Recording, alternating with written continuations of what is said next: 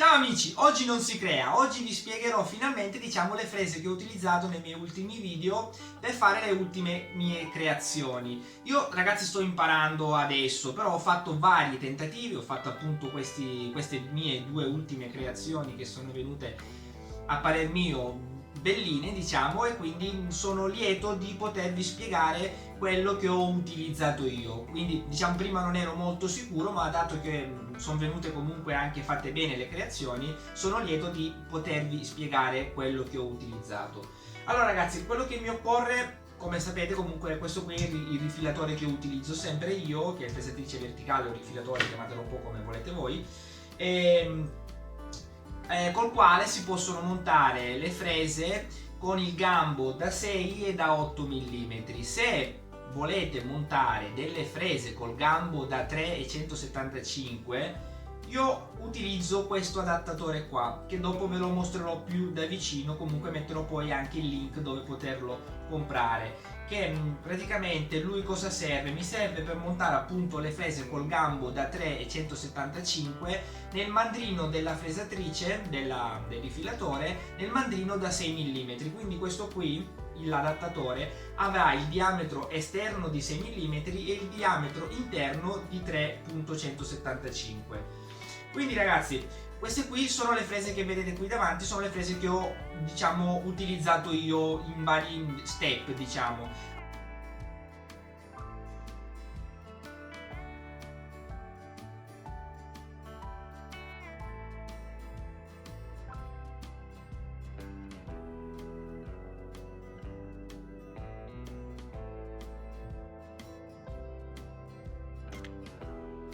Allora, ci sono queste frese che vedete qua, che sono delle frese ruvide a candela, che sono fatte appunto, cioè io perlomeno le utilizzo per eliminare le piccole imperfezioni quando ho finito di utilizzare le frese con il rifilatore. Queste frese qua, che comunque sia dopo lascerò lo stesso il link di queste frese qua, io le ho comprate perché vanno da 0,8 a 3 mm e 175, quindi ha dei diametri molto vari per fare dei piccoli ritocchi nella fresata alla fine della creazione. Poi quello che ragazzi ho imparato io e utilizzato io, ci sono tre tipi di frese che io mi sono trovato bene per adoperarle nella fresatura del legno, che sarebbero le up cut, le down cut, le up and down cut, che sarebbero a compressione. Allora sono tre tipologie di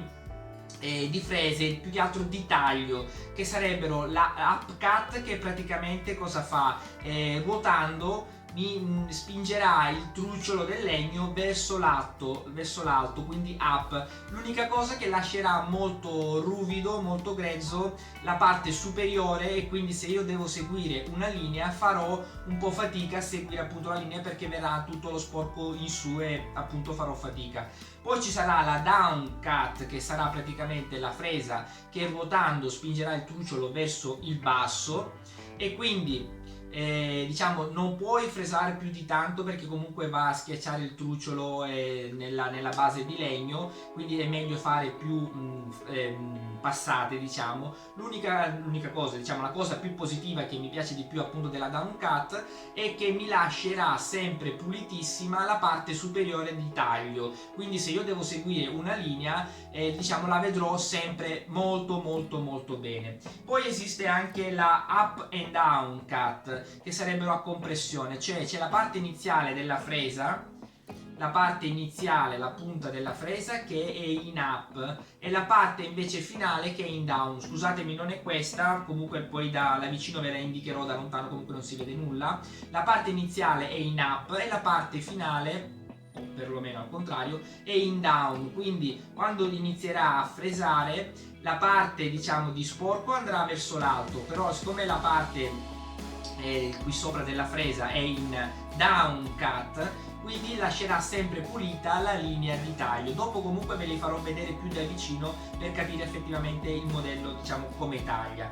Poi ho utilizzato anche queste qui, delle semplici frese diamantate, le ho utilizzate sempre alla fine con una fresa così a mano, come ho utilizzato con questa fresatrice qui anche queste frese qua, queste piccoline da 0,8 a 3 mm, per pulire. Quindi sia queste che quelle diamantate le ho utilizzate appunto quando ho finito la fresata grossa con il rifilatore. Queste diamantate le ho utilizzate appunto per pulire la ruvidità del taglio, proprio la parte finale, che oltre alla carta vetrata ho utilizzato anche queste frese diamantate. Quindi ragazzi, adesso vi faccio vedere con più attenzione le frese da più da vicino, e nel frattempo vi indicherò anche come funziona questo adattatore qua. Vi farò anche delle piccolissime prove di funzionamento appunto di queste frese qui, di up down e up and down,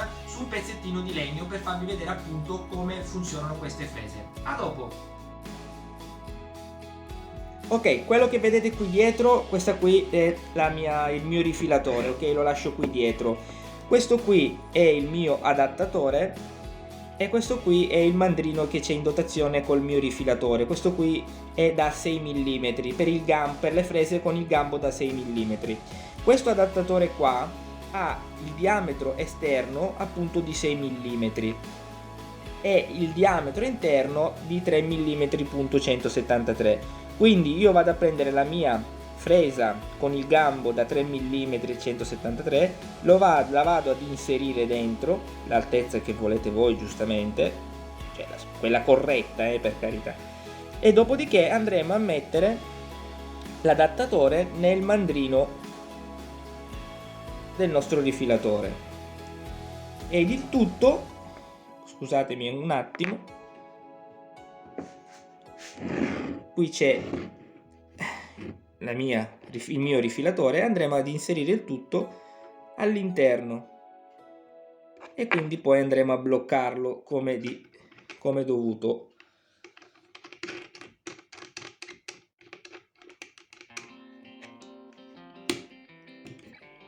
Ok, poi giustamente bisogna bloccarlo con la propria chiave per essere sicuri al 100%. Questo qui è solo il funzionamento del mio adattatore. A dopo! Ok amici, guardate, quello che state vedendo adesso è una fresa up cut, vedete, ha due taglienti, e ruotando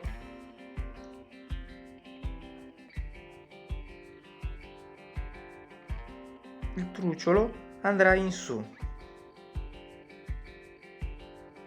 ok? Questa qui è una up cut. Quest'altra fresa,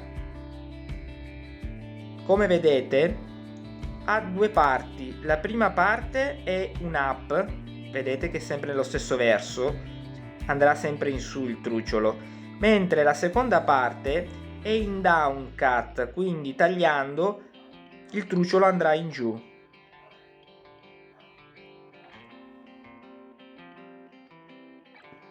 Ok, la down cut invece è tutta in questo senso qua, il taglio, quindi il truciolo andrà sempre in giù.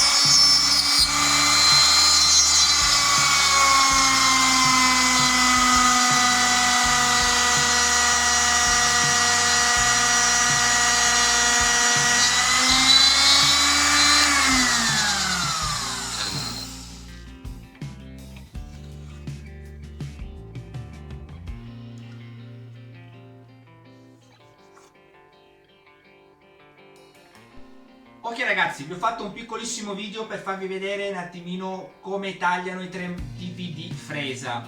È una cosa molto piccola. Mi sono dimenticato a dirvi una cosa molto importante: queste frese qua sono date per circa 18.000 giri. Siccome il mio rifilatore va da 13.000 a 33.000 giri, io lo metto, vi faccio vedere sempre più da vicino, giro da questa parte, tra 1 e 2, 1 e mezzo, a volte anche 2, perché in base anche, diciamo, al diametro della fresa, sempre magari un pelino di più, magari con la fresa un po' più grande va meglio, però sono cose che dovete provare probabilmente facendo anche voi le varie prove.